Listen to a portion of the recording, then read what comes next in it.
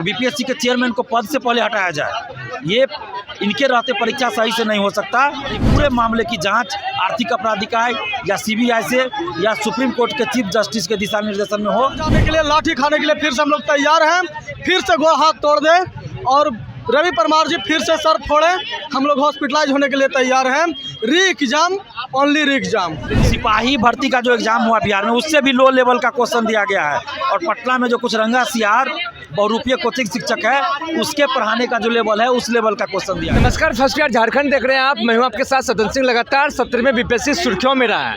13 दिसंबर को एग्जाम हुआ, लेकिन आयोग की तरफ से एक सेंटर 912 में से एक सेंटर का एग्जाम रद्द कर दिया गया। तमाम अभ्यर्थी हैं और छात्र नेता दिलीप भी हैं, बातचीत करेंगे। दिलीप, अभी जो प्रोटेस्ट कर रहे हैं आप लोग, पूरे एग्जाम रद्द करने की बात कर रहे हैं आप लोग जी। 17वीं बीपीएससी पीटी परीक्षा जो हुई, उस पूरी परीक्षा को रद्द किया जाए, अभ्यर्थियों की मांग है। और फिर से परीक्षा सभी अभ्यर्थियों के लिए एक साथ हो, क्योंकि ये समानता का अधिकार का हनन हो रहा है। ये एक समान क्वेश्चन कैसे रहेगा? अभी जो 12,000 स्टूडेंट्स के लिए अलग से परीक्षा होगी, तो अगर 13 दिसंबर को जो परीक्षा हुई थी उसके लेवल से अगर टफ हो गया, तो फिर ये 12,000 के साथ अन्याय होगा। और 13 दिसंबर की अपेक्षा में अगर इजी कर दिया गया क्वेश्चन का लेवल, तो फिर ये 911 केंद्र पर जो परीक्षा दिए लाखों स्टूडेंट के साथ अन्याय होगा। और जब ये 12,000 स्टूडेंट्स मेंस देंगे, तो इनको तो ज़्यादा समय नहीं मिल पाएगा, क्योंकि अभी जो परीक्षा दे चुके हैं 911 वाले, वो मेंस की तैयारी में लग जाएंगे। और ये जो 12,000 स्टूडेंट है बापू परीक्षा केंद्र वाले, उनको अभी पीटी के लिए पढ़ना पड़ेगा, क्योंकि उनके लिए पीटी होगा, तो वहाँ भी दिक्कत होगा। मेंस के समय दोनों के साथ एक समान व्यवहार नहीं होगा। तो इसलिए पूरी परीक्षा को रद्द कर सभी अभ्यर्थियों के लिए एक साथ परीक्षा हो, ताकि मेंस के लिए भी सभी को एक समान मौका मिलेगा। दिलीप, आयोग ने कहा कि कुछ असामाजिक तत्व के कारण से वहाँ पे भड़काया गया अभ्यर्थियों को और वहाँ पे विद्रोह किया गया है। हालांकि ऐसी कोई बात नहीं है। आयोग दो तरह की बात कर रही है। आयोग ने पहले कहा कि बंडल कम पहुँचा। आयोग कह रही कि कुछ समय के बाद, कुछ टाइम के बाद प्रश्न पत्र मिला। अब कह रहे हैं कि कुछ असामाजिक तत्व के द्वारा वहाँ भड़काया गया था। देखिए, अगर असामाजिक तत्व वहाँ थे, उपद्रवी थे, तो सेंटर किसने वहाँ दिया? गेट पे चेक किसने किया? ये तो बीपीएससी को जवाब देना चाहिए ना। सारे उपद्रवी का सेंटर चुन चुन के बापू परीक्षा परिसर में ही कैसे पड़ गया? ये तो आश्चर्य की बात है। तो बीपीएससी तो अपनी बातों में खुद फंस रही है। और बीपीएससी के चेयरमैन को पद से पहले हटाया जाए, ये इनके रहते परीक्षा सही से नहीं हो सकता।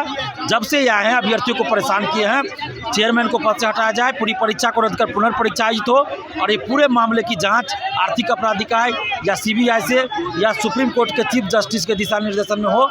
और क्वेश्चन का जो लेवल था, 68वीं का देखिए, 69th का देखिए और 17वीं का देखिए, जमीन आसमान का अंतर लग रहा है। क्यों, क्या अंतर है? क्या अंतर क्या है? बहुत अंतर है। सिपाही भर्ती का जो एग्जाम हुआ बिहार में, उससे भी लो लेवल का क्वेश्चन दिया गया है। और पटना में जो कुछ रंगा सियार बहुरूपीय कोचिंग शिक्षक है, उसके पढ़ाने का जो लेवल है, उस लेवल का क्वेश्चन दिया गया है। तो ये कैसे हो गया? तो इसकी जांच होनी चाहिए। क्वेश्चन किसने सेट किया?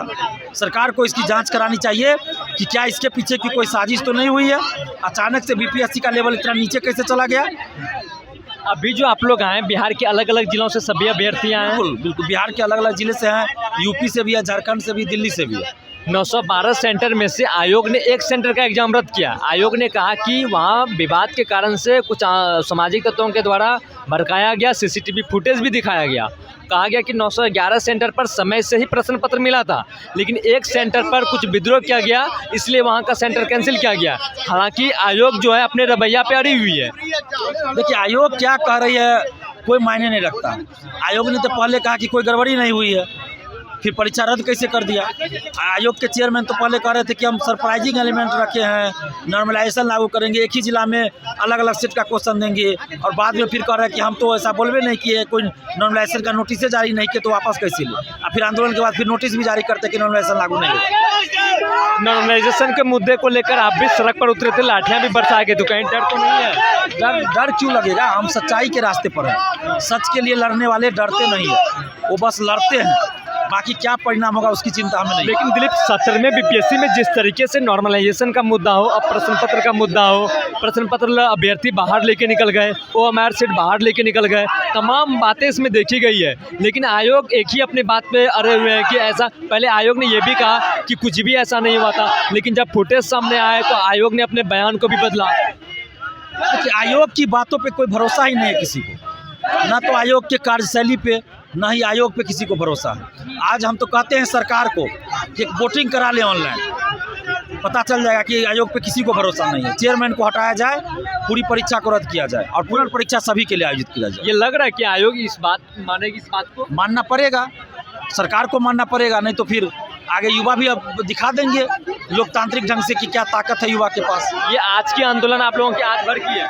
नहीं, अभी जारी रहेगा आंदोलन, अभी जारी, शाम तक जारी रहेगा? जी जी बिल्कुल। कुछ नोटिफिकेशन का आप लोग वेट भी करेंगे आगे? बिल्कुल, हम तो चाहते हैं सरकार नोटिफिकेशन जारी करे, आयोग नोटिफिकेशन जारी करे।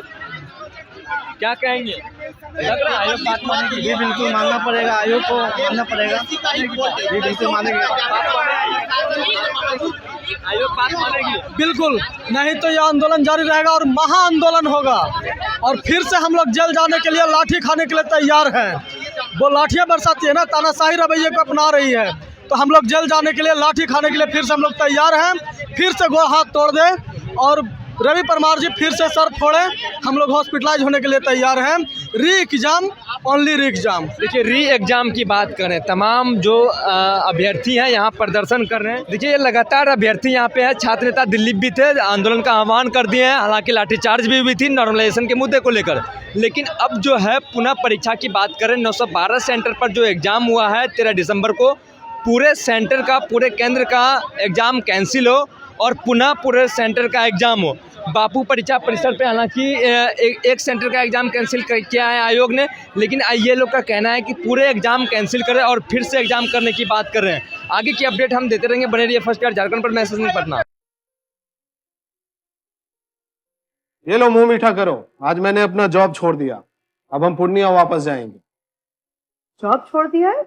मतलब ये घर कैसे चलेगा? हम करेंगे क्या? और माँ बाबूजी क्या बोलेंगे? इसलिए मैं एक और मिठाई का डब्बा लाया, अपने बिजनेस के लिए लोन अप्रूव हो गया। अरे लोन अप्रूव हो गया वो तो ठीक है, लेकिन पूर्णिया में हम रहेंगे कहाँ? अपना घर भी तो नहीं है वहाँ।